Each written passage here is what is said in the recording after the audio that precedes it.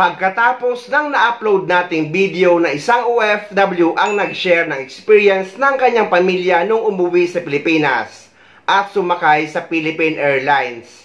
At ang sabi niya ay ninakaw daw ng mga tauhan ng Philippine Airlines ang mga laman ng maleta na dala ng kanyang pamilya. Dahil nung dumating ito sa Cotabato connecting flight galing Manila, ay doon nila napag-alaman na marami palang nawawalang laman at may hiwa ang dala nilang maleta.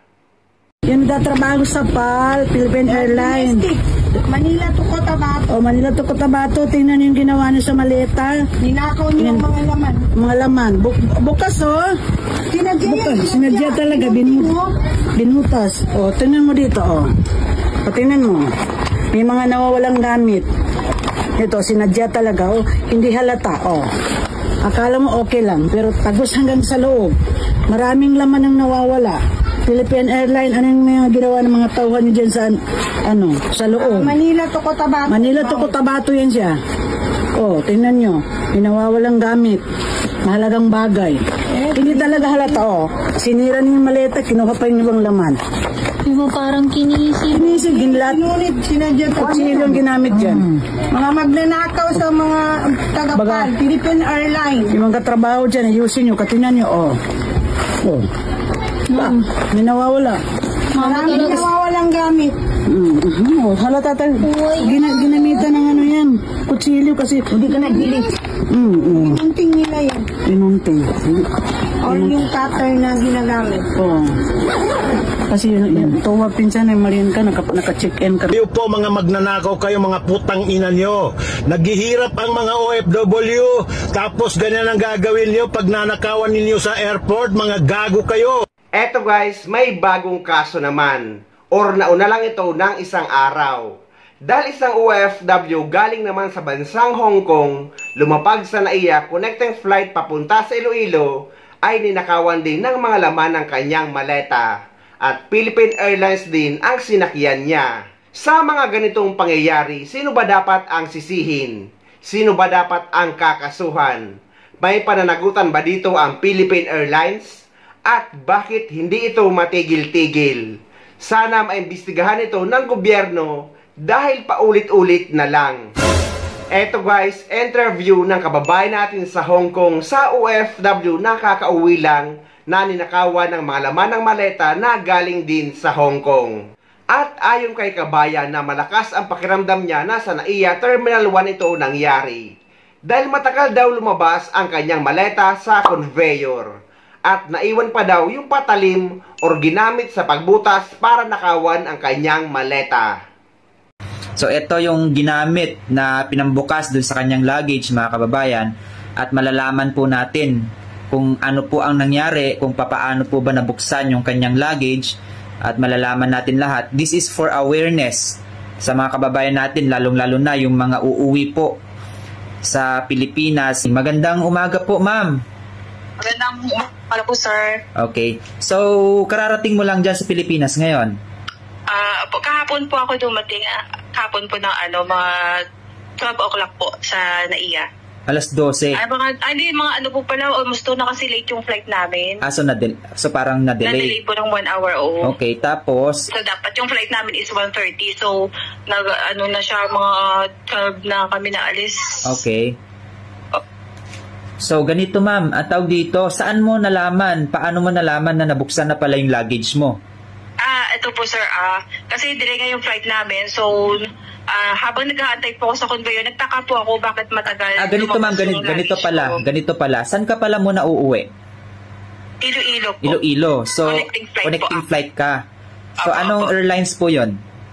Philippine Airlines po. Philippine Airlines. Tapos, anong oras ang connecting flight mo? 4:50 supposed to be. 4:50 ng umaga, tapos? Ng hapon po. Ng hapon. So, dumating ka ng alas 2 ng madaling araw, Hindi po, alas 2 na, po yung hapon po yun, na almost 3 na yata yun na kaya 1 hour lang yung namin, yung interval para mag-flight na naman sa next na okay. sa connecting flight ko. So, kaya mabilisan po yung yung oras. Okay, linawin lang natin. Alas 2 kayo ng hapon dumating, alas 4 ang connecting flight nyo papuntang Iloilo. Opo. Okay. Tapos, yung luggage nyo po ba, kailangan nyo pa rin pick upin para ano po, kailangan kami yung magta-transfer po. Kailangan namin ipunin doon sa conveyor, tapos kami yung doon sa mga porter ba tawag doon? Okay, tapos sila na yung maglalagay na ng sticker para sa Iloilo na na. Okay, tapos nung kinuha mo yung luggage mo, bago mo dalhin sa porter, napansin mo bang bukas na yung bag mo? Yung yung luggage ko po muna yung naunang lumabas. Okay. Tapos nagtaka ko po ako, wala na yung kandado ko. Sabi ko sa kasama ko, bakit wala ng kandado so, yung luggage ko? Ibig sabihin, doon pa lang sa pagkuha mo ng conveyor, wala na yung kandado. Wala rin kandado ng luggage ko. Okay, tapos yung next na dumating, mga after ilang minutes pa, dumating na yung isa kong yung check-in, yung medyo maliit na bag lang. Okay. Ano naman siya, sir, close siya. So, hindi mo siya mapapansin na ginalaw o binuksan kasi yung nakakandado, yung zipper maayos po. Okay. Sarado talaga siya. So, hindi na ako nag-mind kasi nagmamadali nga kami kasi mag-shuttle pa kami papuntang Terminal 2. Okay. So, after nung edikampati na ako, so, na-delay ulit yung flight namin papuntang Iloilo. Okay. Tapos mga almost 2 hours din kami nag-antay doon. Tapos, pagdating ko dito sa bahay, nilagay ko na, tapos kumain ako, nagpahinga ako konti. Tapos nung bubuksan ko, sabi, i-check ko nga. Saan ko ba naisip? Kasi nahihilo ako, sir, kasi yung flight namin parang roller coaster nga siya kasi masama yung panahon. Nasusuka ako, nahihilo ako. Tapos nung chinek ko na po yung binuksan ko yung sabi ko sana naman wala dito. Kasi nung binuksan ko na po yung yung kandado ng ko. Syempre pag pahila po open, going to left. Opo. So hindi mo siya malalaman na sira yung zipper. Okay. So ganito, ma'am. So ganito, ibig sabihin nung pagkalabas mo na ng airport diyan sa Iloilo, hindi mo pa rin chinek yung bagahe mo kung may nawala o kasi nga 'di ba? Hindi ka ba nagtaka na wala na yung susi? Ay wala na yung kandado? Hindi na, ginawa ko po kasi sobrang ito na lang po yung ginano ko sa yung sa zipper, yung parang hawakan ng zipper. Pinalian ko siya, sabi ko para safe lang siya. Kasi parang may belt akong nilagay pa Okay. sa luggage ko. Tapos, para support lang na hindi mabuksan. Pero hindi mo chinek yung loob ng bag mo? Binuksan ko siya ulit po, pero hindi po ko kasi wala naman importante sa luggage ko po, puro mga damit lang naman, toothpaste, gano'n lang po. Okay, yung tapos? Sa isang bag ko, pampanti ako na secure siya kasi nakakandado siya, hindi mo talagang papansin na may something na nangyari na kakaiba doon na may okay. Ibig sabihin, sa madaling salita, yung isang bagahe mo na walang kandado, walang nawala doon. Pero doon sa bilang luggage mo na may kandado, hindi mo napansin na doon pala yung may nawala. Opo, doon po may nawala. Okay. Pero hindi mo mahalata na binuksan po nila. Okay. Tapos nung pagkabukas ko na po dito ako sa bahay, binuksan ko na yung kandado. Pag open ko po, pagkanong ko ng box nung sabi ko, wala na. Yung iniwan nila sa akin silver, ito na lang yung natira. Wala silver na yung relo, at saka yung mga iba kung wala yung relo. Iniwan pa nila yung pambukas. Okay, magkano yung relo? Nasa po, almost 200 na pambabae na relo na SAMI. Okay, tapos ano pa yung mga ibang nawala? Wala po kasi mga mura-mura lang yun, pero hindi yun nagpipit. Parang ko lang, parang fashion lang yun. Akala nila totoo na gold. Oo. Okay. Kaya kinuha nila. Pero yung bracelet ko po na yung birthstone ko na yung jade, kinuha din nila. Kasi nandun din po. Okay, buti hindi mo nilagay dun yung mga importanteng gamit mo. Wala po. Yung mga papers ko or mga sa shoulder, sa shoulder bag ko po. Okay. So, eto mga kababayan gusto ko lang pong linawin sa inyo. Gusto ko lang pong linawin to. Okay, yung base po kay ma'am, kasi may nag-comment dito, late na nag-complain dapat nung una pa lang nag-check muna. Ma'am, ganito po kasi yung sitwasyon po ni Ma'am Richelle. Dalawa po kasi yung luggage niya. Yung isang luggage niya, nawala po yung kandado. Pero yung isang luggage niya, nakakandado. Nung binuksan niya po yung isang luggage na walang kandado, wala pong nawawala doon. So, kampante po siya. Doon sa kabilang luggage niya na may kandado, nagulat siya na kung saan pa yung may kandado, yun pa yung nawalan ng gamit. So, hindi mo po mamamalayan talaga na may nawawala doon sa gamit niya sapagkat nga mga kababayan natin nakakandado pa yung kanyang bag. Sa kanya na lang nalaman nung nasa ano na ho siya, nasa bahay na at wala na yung relo niya, wala na yung mga ibang burloloy na ginagamit niya, ganon. Okay? Anyway, so eto, kaya lang po natin sinasabi ito sapagkat ewan ko bakit nangyayari itong mga bagay na to eh. Ito, saglit lang. So, sir, yung ano po, yes, po, yung style po nila, sir, ikwento ko na yung style nila para aware din po sila. Yung style po nila is, hindi nila mabuksan yung kandado nung bag ko. So, ginawa po nila, di ba yung zipper para may ngipin-ngipin yun? Tutusukin yun. Nila yung dalawang zipper, tapos yung sa bandang dulo ng zipper ng bag ko, parang pinunitan ng konti para doon ipasok yung isa. Kasi dalawang zipper yung parang hawakan. Para doon ako magkandado para may butas yun, di ba? So, hindi mo siya mahalata talaga na binuksan. Kasi doon, nagtaka na pagsara ko ng ganun, sabi ko, dito pala nila dinaan yung kinuha nila. Kaya hindi nabuksan yung kandado. Pwede ko bang makita yung luggage mo? Nandyan ba? Sige po, ito po. Ito po yung zipper. Sige pa. Sige pa. Yan. Ayan. So makita. Sige. Paano pong ginawa?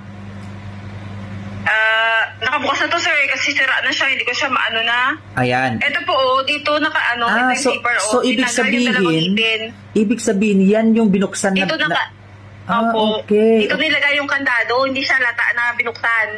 Nakaganon siya. Nakaganyan. Tapos nakakandado. Oo. Okay. Dito sila dumaan, dito. Tinanggal. Tapos para hilain yung isang hawakan ng zipper, yung ganito, isang ganito. Dito nila pinadaan, tapos kinuha yung alam mo yung mga perfume ko, sir, wala na yung mga takip, ganon. So, hinalungkat talaga nila, kahit tago pa saan 60 ko pa yan. Talaga hinalungkat nila yung loob ng bag ko, magulo-gulo talaga siya. Okay. Right. Tapos iniwan nila sa box yung ito. Yung panggamit nila sa pakandado sa isa. Okay, iniwan nila, ayan yun. Ito ginamit nila. Okay. Anak ng toko talaga, oo. So, sa palagay mo, ma'am, saan kaya yan binuksan? Sa palagay mo lang? Sa ko po, sir, kasi matagal na lumabas yung sa conveyor. Doon po mismo, bago nila ipinasok sa conveyor, doon nangyari yung pagbubukas ng maleta. So ibig sabihin, matagal lumabas yung bagahe mo? Opo, matagal po lumabas yung bagahe ko. At saka yung time talaga, di ba delay yung flight namin, so na-delay din yung paglabas ng mga kasi medyo umulan doon maabot ang buwan doon. Nagtatanong sila, ma'am, nagtatanong sila, saang airport, anong terminal? Terminal 1 po. Terminal 1. Anong sinakyan mong eroplano? Philippine Airlines po. Philippine Airlines. Okay. Opo. So, Ma'am Marjorie, sa Terminal 1 daw po, sa Ninoy Aquino International Airport, Terminal 1. Okay? So, actually, kaya natin sinasabi ito dahil for awareness lang po sa mga kababayan natin na umuwi po sa Pilipinas. Kung may mga mahalagang gamit po kayo, okay, kung kaya nyo pong i-hand carry po yan, i-hand carry nyo na lang po. At saka, doon po sa e-travel, meron po doon nakalagay na declaration. Picturean nyo po yung mga laman ng bagahe po ninyo, yung hand carry po ninyo. Picturean nyo po yun at i-attach nyo po doon sa attachment, doon sa may e-travel. Meron pong ganon para at least kung may mawala man, pwede nyo pong ireklamo na nawawala o kaya hindi na po kayo masisita sa sa custom natin. Para at least meron ho kayong mga ebidensya na yun ang inuwi nyo. Yung iba kasi akala nila kaya ayaw nilang i-declare yung mga gamit ho nila dahil natatakot sila na baka magbayad sila. So hindi po ganon. Okay? Kung mga gamit po yan na kung magagamit po yan na para pang regalo at hindi naman pangbenta, i-declare nyo po. Once na kasi na pangbenta kasi yung mga iuwi nyo, magbabayad kayo ng tax. Okay? So, please lang, okay? Katakot ang PAL. Wag po kayo matakot, ma'am. Ang mga taong nasa loob lang po na mga gumagawa niyan, hindi mismo ang PAL po yan. Okay? Hindi po ako tumahimik kasi gusto ko pong i-share, gusto kong pumalat po para mag-aware at saka marating doon sa pamunuan po ng mga porter na yon kung ano yung pinagagawa po nila. Kasi alam mo, parang sa connecting flight lang nila ginagawa yun, sir, kasi yung time nga mahaba at saka alam nila ng mga OFW may mga ganun-ganun dala. Anyway, ma'am, tawag dito, sabi mo sa akin, yung isang kaibigan mo, nawala rin yung, nabuksan rin yung bagahe niya. Chocolate, oo. Nung February po. Anong nangyari Kasi po? nakwento ko sa kanya kagabi, sabi niya, alam mo yung chocolate ko din nung umuwi ako nung bakasyon ng February, pinuksan din yung bag ko kasi konti lang yung chocolate ko pagdating ko sa bahay. Okay. So, Pero hindi na siya nagreklamo kasi chocolate na yun. Pero the point is, nga pa rin sila hindi kanila. Bakit sila nabubukas ng di ba? Ng luggage ng mga OFW. Though walang direktang kasalanan ang Philippine Airlines dito dahil mga tauhan nga ang gumagawa or mga baggage handler na outsource nila. Tinitignan ngayon ng MIAA ang posibleng sabwatan ng mga baggage loader at security personnel, maging ang mga nasa X-ray machines na nakikita ang mga gamit sa loob ng bag. Nilinaw ng MIAA, hindi nila hawak ang mga baggage loader na ina-outsource naman ng mga airline. Pero sila ang masisisi at masisira dito dahil nga sa kanila sumakay ang pasahero. At ayon din kay Kabayan na isang kaibigan din niya na umuwi ng February, ay binuksan din ang maleta na daladala niya at ninakaw ang mga laman na chocolate. What? Ano ang masasabi ng Philippine Airlines dito? Kawawa ang mga OFW na nabibiktima ng mga nakawa ng laman ng maleta na hindi nabibigyan ng hustisya. Ilalagay ko sa description ng video na ito ang original video para makontak ng Philippine Airlines kung anong tulong or assistance ang maiaalok nila.